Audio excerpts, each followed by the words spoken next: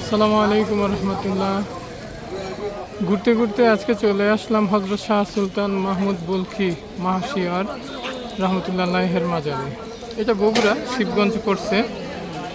Actually মাহিশওয়ার হচ্ছে গিয়ে আসলে কথিত আছে তিন নাকি করতোয়া নদীতে বিশাল একটি মাছের উপর দিয়ে এই অঞ্চলে প্রবেশ করেন এবং পরবর্তীতে তিনি এই অঞ্চলে ইসলামের পতাকা আস্তে আস্তে ধীরে ধীরে উড্ডীন করেন।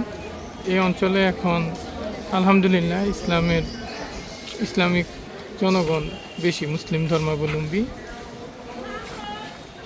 আমার সঙ্গী সাথী আমার বন্ধু সুজন আর সাথে বাগিনা হৃদয় ইসলাম, আমরা আসছি দেখি আল্লাহর ওলির মাজারে যাই। مالك يوم الدين إياك نعبد وإياك نستعين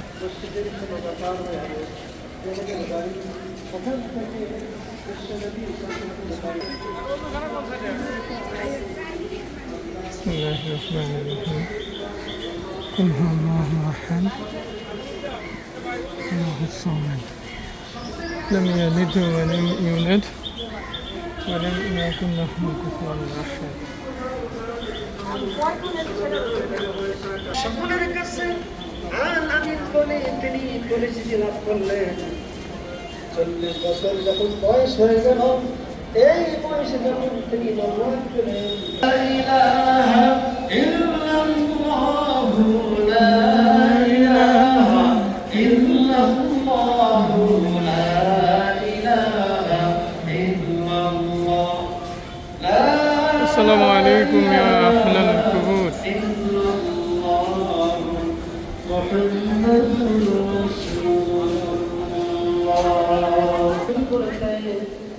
এই নামাজের পরিধি প্রসার করতে যা যাবে না থামাতে হবে, এক্ষুনি তাকে থামাতে হবে। মানে যে দান বাক্সগুলো আছে এগুলো ডিসি অফিস থেকে এসে খুলবে, এটাই তো ভালো। এটা মাজার মেনটেনেন্সের জন্য এটা তো স্বাভাবিক লাগে।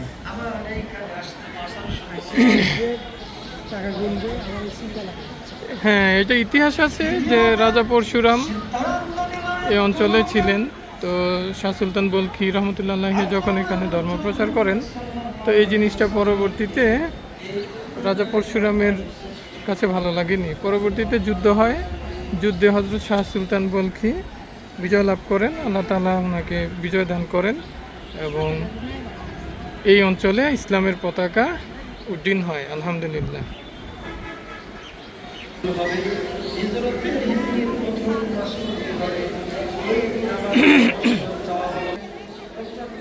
ভালো লাগছে এই মাজারে এসে, দেখি অনেক হিন্দু ধর্মাবলম্বী লোকজনও আসছে এখানে। হিন্দু লোকেরাও দেখলাম যে হিন্দু ধর্মাবলম্বী যারা ওরাও আসে। এটা হচ্ছে ভান্ডারখানা।